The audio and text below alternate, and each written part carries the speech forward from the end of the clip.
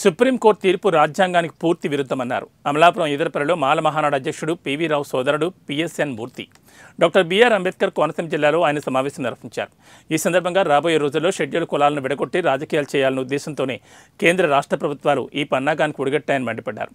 ఉధృతమైన ధర్నాలు నిరసనలు చేయడమే కాకుండా ప్రభుత్వానికి బుద్ధి చెప్పే విధంగా మాల మహానాడు కార్యక్రమాలు చేపడతామని తెలిపారు.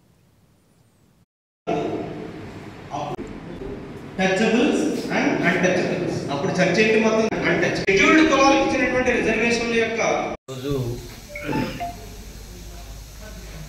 డాక్టర్ బిఆర్ అంబేద్కర్ కోనసీమ జిల్లా షెడ్యూల్డ్ కాస్ట్ వెల్ఫేర్ అసోసియేషన్ వారి ఆధ్వర్యంలో ఇటీవల సుప్రీంకోర్టు ఇచ్చినటువంటి షెడ్యూల్డ్ కులాల వర్గీకరణ తీర్పు పైన ఒక అవగాహన సదస్సు ఏర్పాటు చేయడం అయింది ఈదరపల్లి అంబేద్కర్ భవన్లో.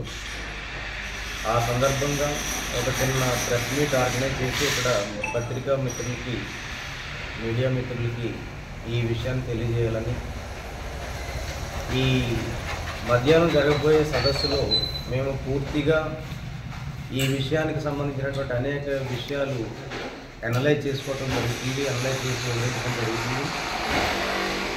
ప్రస్తుతానికి మేము చెప్పదలుచుకుంది ఏంటంటే, ఇప్పుడు ఇచ్చినటువంటి సుప్రీంకోర్టు తీర్పు ఏదైతే ఉందో ఈ తీర్పు పూర్తిగా రాజ్యాంగ విరుద్ధంగా ఉంది.